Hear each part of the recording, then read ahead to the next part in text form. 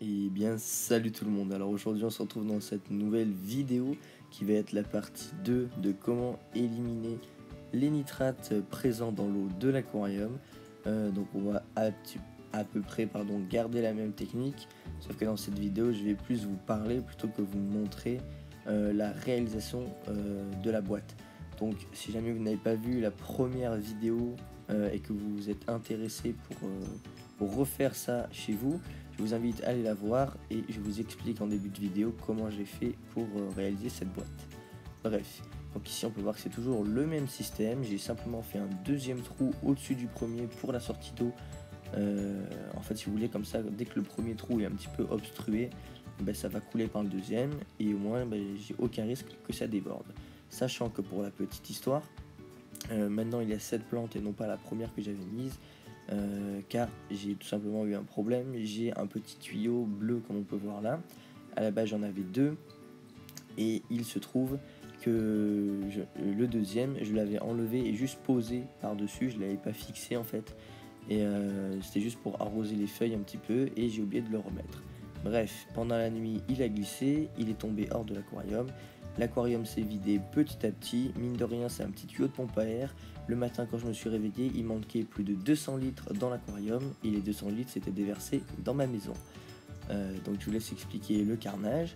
Donc après cet incident, j'ai arrêté la boîte tout simplement. J'ai dit c'est bon, voilà. De bon matin à 5h du matin, être réveillé parce qu'il manque de l'eau, enfin bref, c'était pas la folie. Mais voilà, j'ai décidé de reprendre le projet avec cette plante qui se développe à merveille, c'est vraiment fabuleux.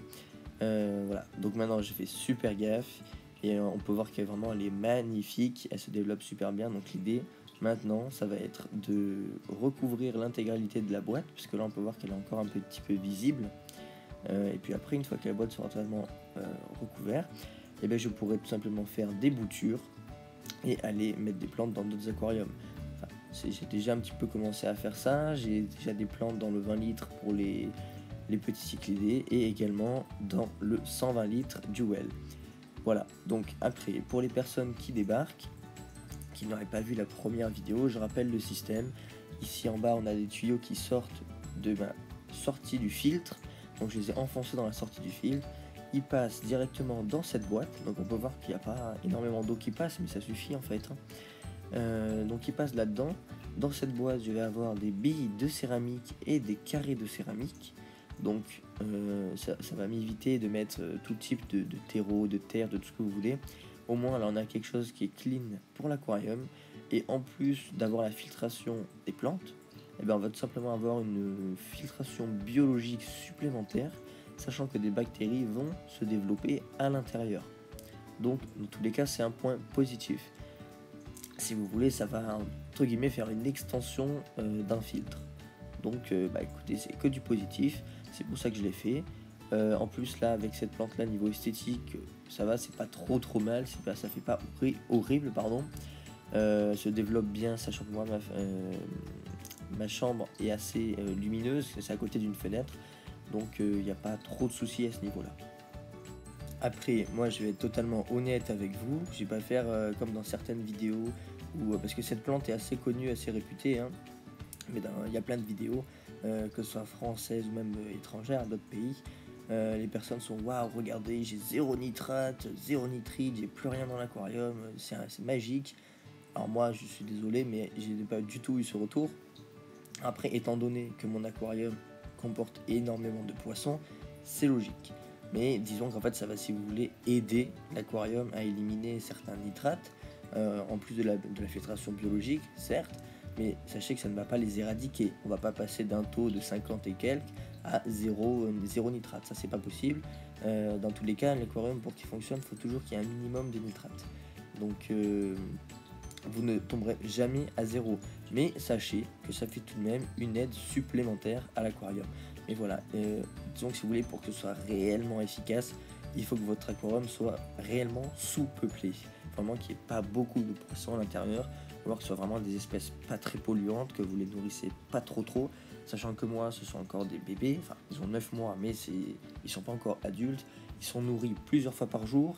Il y a beaucoup de poissons dans l'aquarium, donc malgré les 2 gros filtres et les changements d'eau, j'ai quand même des nitrates. Ensuite, pour les personnes qui voudraient adopter cette technique mais pas forcément avec des plantes, je vous rappelle qu'il est tout à fait possible de le faire avec des légumes. Par exemple, ça s'appelle l'aquaponie et on va tout simplement cultiver des légumes, par exemple, je sais pas, des plantes de tomates, des fraisiers, tout ce que vous voulez, grâce à l'eau de l'aquarium. Donc ça, c'est très répandu. Bon, on le voit moins avec des aquariums d'ornement en intérieur, c'est plus avec des bassins d'extérieur, mais après, libre à vous de faire ce que vous voulez. Ensuite, regardez, ici on peut voir, je vous montre rapidement des bébés, donc ça c'est les naissances que j'ai eues.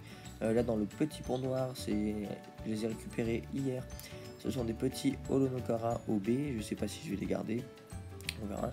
Et juste en dessous, il y avait des Labidochromis cariellus. C'est une nouvelle portée que j'ai eue, il y en a 25. Alors je m'attendais pas du tout, sachant que la femelle n'est pas très grosse. Mais écoutez, tant mieux, hein.